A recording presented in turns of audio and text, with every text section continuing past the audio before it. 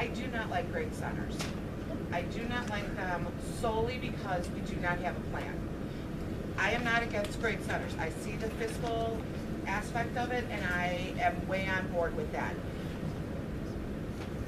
But looking at it from a child's best interest and what's in their best interest, having a plan is important. Knowing what they're going to do is important. However, I also can't see cutting all the programs and the reason that our kids want to come to school, the art, the music, the other things. And so if the referendum were to not pass and we were presented with a cohesive, comprehensive plan, that is what I would back for that year, for next year. All right, so what does that now all mean? So how do we word the action item? The action item? So now that we all kind of expressed our opinion, it seems that the majority would support the grade centers if the referendum is not successful, is what it sounded like to me. But I'm not sure 100% because I thought a statement. So that's why I'm asking again in a sense. It's the what if that confuses all of us. So that's where if the referendum does not, if we're not successful with the referendum, then are we going to grade centers, or we're going to do option number 4 and with the cuts out there? And I don't mean to be repeating myself over and over again. I just want to make sure that we're all clear, because I did hear a what if. If we have this. Mine was not. If it came out that way, I apologize. My point was more, if the referendum does not pass and that is where we are going, we need a plan, and it needs to be a good plan, and that's what I'm saying. So that is what needs to happen. We need a plan. We need a good plan for a transition for this to happen. Mine probably was a what if because that's what we're going to be back. I support number 5 either way. I think that consolidation. Tell me what it is. What? No. Just louder so everyone can hear you guys. What was the question? Your question. If the referendum does not pass, What are we doing? don't talk what. Okay, option 5. So I'm sorry. So I'm sorry. You guys can't have a side conversation, or it partially heard.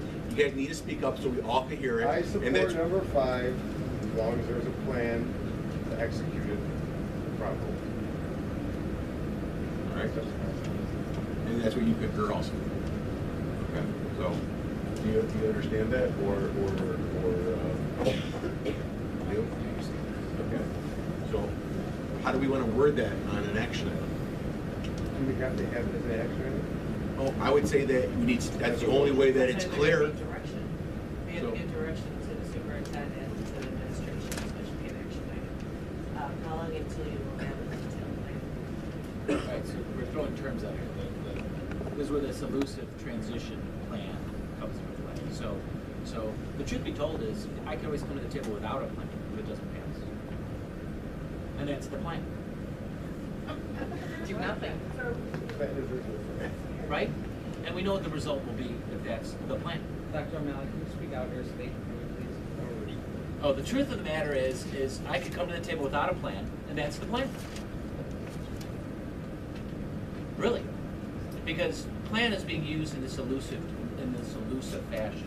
So what I'm going to be very clear is, the plan will entail a detailed outline of dates, benchmarks that we're going to meet, where we're going to have meetings with, for example, the principal, which we're already doing, meetings with the superintendent, which we're going to be doing, meetings with the public, meetings with teachers, and there are going to be reports at certain board meetings.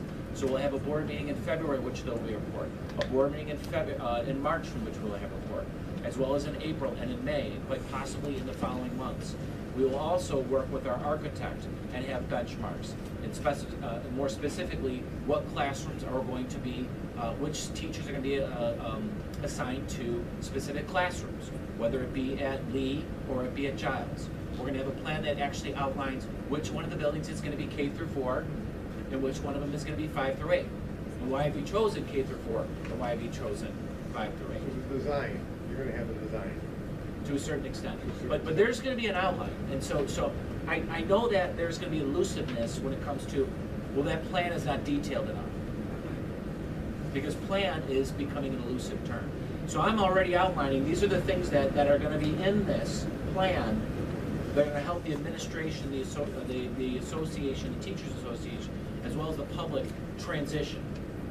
And I'm confident, this is a great community. I am confident, regardless of the outcome, I'm gonna get plenty of help. I am confident I'm gonna get plenty of help. And I know there's so many great people, it's going to work no matter what the outcome is. I believe it, I've lived it, and I'm sure you live every day living in this community. So I just want to be very clear, because I'm kind of setting the table for what's going to take place at our February meeting when I present with the architect, and we've had part of the outline completed, because I did provide to this board a very detailed outline. It was very detailed. If you want more detail to that outline, then I would expect you to send me some type of email in advance so it can meet that expectation of the plan. Because expectations, benchmarks, are how I measure whether or not I've met the plan with a check, an X, however you want to phrase it.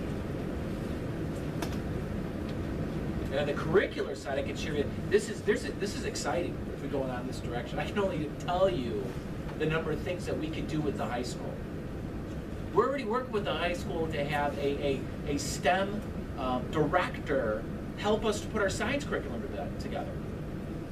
It would be fantastic, amazing, if the director could just walk down the street, over to Giles, work with our teachers, or vice versa. The teachers can walk over to the high school, so we can coordinate our SIP days, so that they can work together. It would be amazing if our kids are in Spanish. By the way, we've had 41 students at I think it was at Giles test out of Spanish 2. 41, which means that as a freshman they're in honors, as a sophomore they can take AP. But how amazing would it be if we were all in one school and the kids who were more advanced Spanish could just walk over to the high school and take a class with the high school kids and earn high school credit? Or vice versa, when the teachers, instead of us hiring another teacher, can come from the high school and can teach our kids. And that's just one class, that's Spanish. And I know I'm going on a tangent, but I'm going there anyways. So, and that doesn't include math, ELA, social studies, history. We can go on and on and on with the opportunities. Or the kids can walk over to the high school and take a bus over to Triton. And then the programs that we can put in place.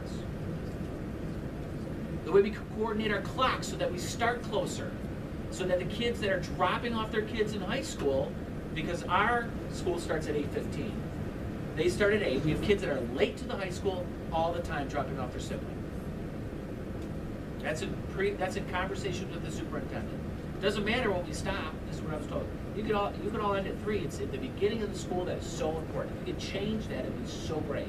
Or if we had common planning time with their teachers, so that 50 minutes they can meet or have discussions on what they're doing with curriculum. And the co-teaching. We'll have co-teaching in K through 8. We'll have a co-teacher at every grade level. Every grade level. A special ed teacher who could service our kids. And no additional extra cost. That's just the beginning. Those are some thoughts. That's part of the plan. That's just my opinion, by the way. That is in the open forums where I'll actually work with the parents and tell them and ask them, what do I need to do better? And I already know 2 things that are going to need improvement, right? Homework and grading. What can we do better? And that would be some of the things that we can look at. High school doesn't accept homework. Well, why aren't we looking at ways that we can transition kids so that they understand that homework is nominal points in how they're going to perform? I'm not saying that we should focus just on how kids perform on a test. I'm not one of those types. Unfortunately, we're in a system that was created prior to me ever existing.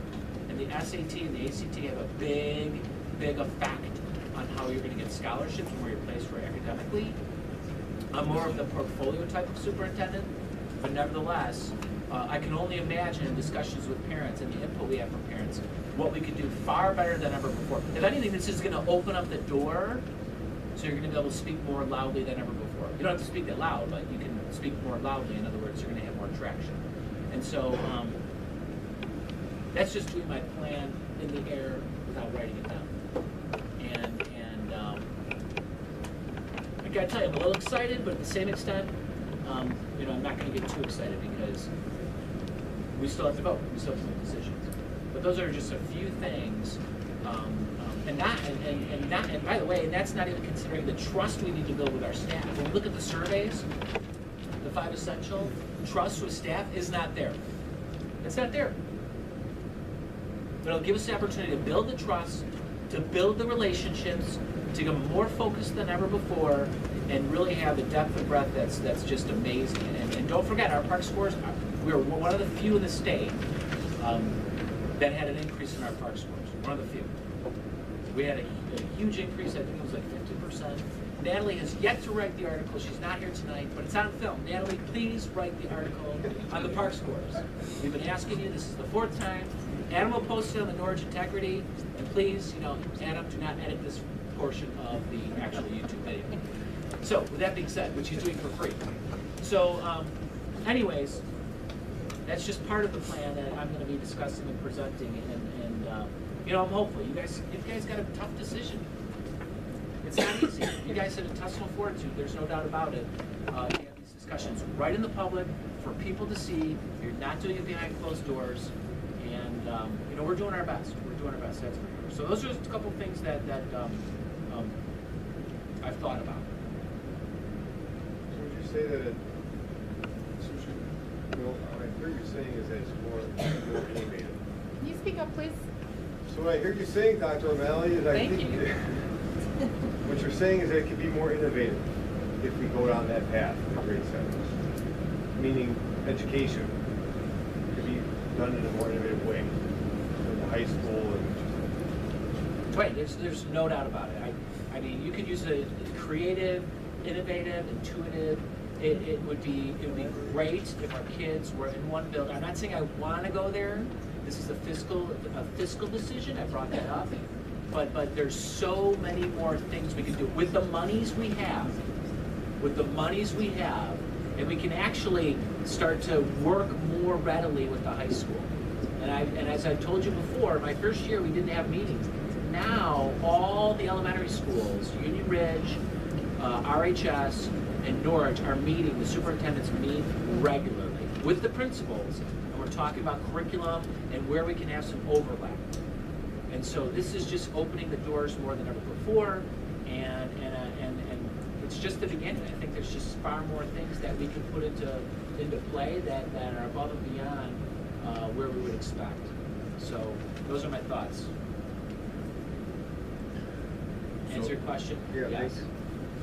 So going back to my question in a sense for the action item, how do we want the action item to be listed on the agenda if the referendum does not, if we're not successful? what is it going on the agenda?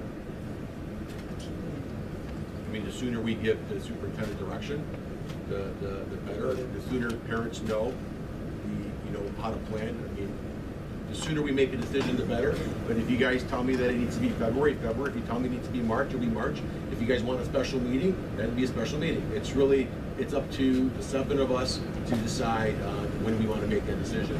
But I would stress the sooner the better, because we've always been told that get the information out so people could plan properly. Are you doing 2 questions, like one for the referendum doesn't pass and one for the referendum does pass, or is it? I would say let's just do one if it does not pass. This way we're clear. And if you want to add one if it does pass, after the, I think that'd be premature if the study's not done. If Right. it does pass, what is the difference what does it make it any better to do it if there's a study or no study?